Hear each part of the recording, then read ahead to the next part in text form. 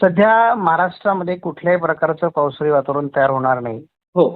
काही अभ्यासकांनी 14 तारखेपासून 15 तारखेपासून 20 तारखेपर्यंत हो. धो-धो पाऊस पडेल अशा प्रकारचा अंदाज दिलेला आहे आणि हो. तो जेव्हा त्यांनी दिला बरोबर. तेव्हा तो बरोबर होता. हो. परंतु वातावरण एक सारखं बदलत असतं हो. आणि त्यामुळे आता वातावरणात बदल झालाय. त्यामुळे साहजिकच आहे की तो अंदाज बदललेला आहे. बरोबर सर. त्यामुळे महाराष्ट्रामध्ये आता या कालावधीमध्ये म्हणजे 20 तारखेपर्यंत किंवा अगदी 21 तारखेपर्यंत उष्णतेची लाट राहणार आहे बऱ्याच भागामध्ये. याच्यामध्ये विदर्भ आहे, हं. उत्तर महाराष्ट्र आहे, मराठवाड्याचा उत्तरेकडील भाग आहे, हो. अगदी मध्य महाराष्ट्र आहे. तर तिथे सरासरीचे खूप वरती म्हणजे 2-4% हं. अंश सेल्सिअस असा तापमान जाणार आहे. हो. आणि विदर्भामध्ये काही भागामध्ये हे तापमान जवळपास 46 अंशाचा टप्पा ओलांडू शकतं अशी सुद्धा परिस्थिती आहे. हो सर. त्यामुळे पावसाचं वातावरण कमी आहे या आठवड्यामध्ये.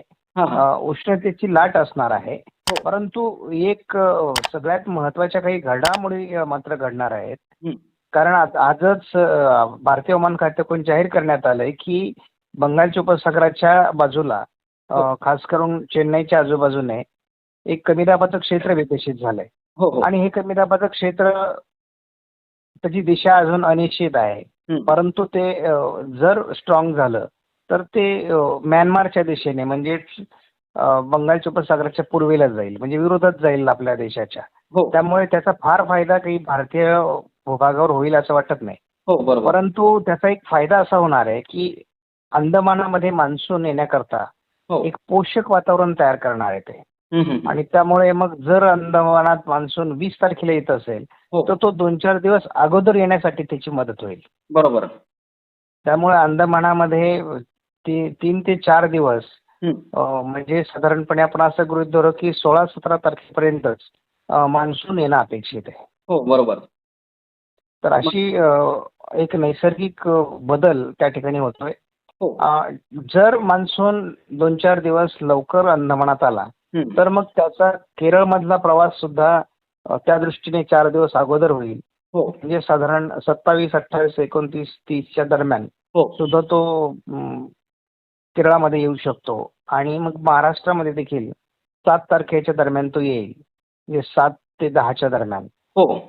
तर अशा पद्धतीने मान्सूनचा प्रवास होण्याकरताच्या हालचाली आता सध्या आहे. महाराष्ट्रामध्ये हं. मेच्या शेवटच्या आठवड्यामध्ये पावसाची शक्यता आहे. मात्र मान्सून पूर्व जोरदार सरी हो, मात्र शेवटच्या आठवड्यात मग आपल्याला जोरदार पाऊस पाहायला मिळेल का? अपेक्षित आहे. हो का? मात्र सर शेतकऱ्यांना पेरणीयुक्त पाऊस कधी पडेल? पेरणीयुक्त पाऊस जूनच्या शेवटी. हो का? मात्र जूनच्या शेवटच्या आठवड्यात सर्व शेतकऱ्यांच्या मग पेरण्या होऊन जाणार का?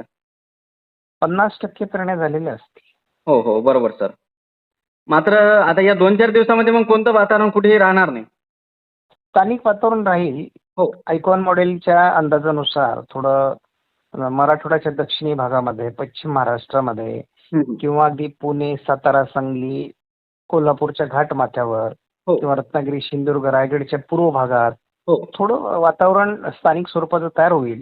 हो. परंतु त्याचा प्रभाव फार किरकोळ असेल. बरोबर. म्हणजे अधिक कमी क्षेत्रावर त्याचा प्रभाव असण्याची शक्यता आहे. हो. मात्र सर मान्सून 2026चा तुमचा दुसरा अंदाज जाहीर झालेला आहे. तसं आपल्या चॅनलच्या माध्यमातून व तुमच्या चॅनलच्या माध्यमातून तुम्ही दिलेला आहे. परंतु बरेचसे जे ऑडियन्स आहेत ते नवीन आपल्या चॅनलवरती येत राहतात. तर त्यांच्या म्हणजे मान्सून 2026च्या दुसऱ्या अंदाजाविषयी काय सांगणार सर तुम्ही?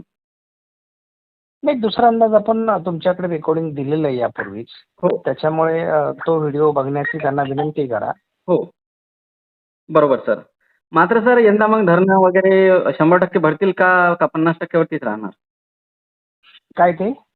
यावर्षी जे जायकवाडी धरण वगैरे आहे तर ते 100% भरतील का 50 ते 60%च राहतील? नाही, सध्या दुष्काळी परिस्थिती आहे. सरकारच्या दुष्काळासंदर्भातल्या हालचाली सुरू झालेल्या आहेत. हो. या वर्षीचा 120 ते 140 वर्षातील सगळ्यात प्रभावी अशा प्रकारचा अल्निनो आहे, सुपर अल्निनो आहे. हो. आणि त्यामुळे पर्जन्यमान कमी राहणार आणि मान्सून अतिशय कमकुवत राहणार आहे. हो. हे आपण यापूर्वी सांगितलेलं आहे. त्यामुळे कुठलाही तलाव म्हणजे खास करून मी सांगितलेले आहेत त्या क्षेत्रातले बरोबर. ते कोकण किनारपट्टी आणि घाटमाथ्यावरच्या पाण्यावर अवलंबून असलेले तलाव भरतील. बाकी तलाव हे 80%च भरणार आहे. 80%. हं. मात्र असं बऱ्याचशा तज्ञाच्या माध्यमातून सांगण्यात येत आहे सर, की परतीच्या पावसामध्ये 100% काही धरणे होणार. तर तुम्हाला काय वाटतंय? परतीचा पाऊस होईल की नाही हाच प्रश्न आहे. हो, बरोबर.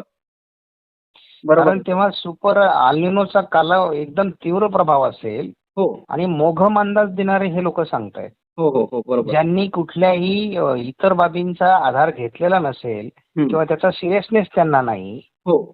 आज जगातल्या सगळ्या संस्था या अल्निनोच्या तीव्रतेवर लक्ष देऊन आहेत आणि यावेळेस गेल्या 2015ला 0 पॉईंट म्हणजे आपण 3 अंश सेल्सिअसने एलिनोचा प्रभाव होता हो. पॅसिफिक महासागरामध्ये. हो. तो यावर्षी 4 अंश सेल्सिअसला जाण्याची शक्यता आहे. हो. आणि त्यावेळेस म्हणजे आपल्याला 15 मध्ये लातूरला ट्रेनने पाणी आणावं लागलं होतं. बरोबर सर. मग जर एवढी वाईट परिस्थिती तेव्हा झाली होती तर आता त्याच्यापेक्षा 1% पाण्याचं तापमान वाढणार आहे.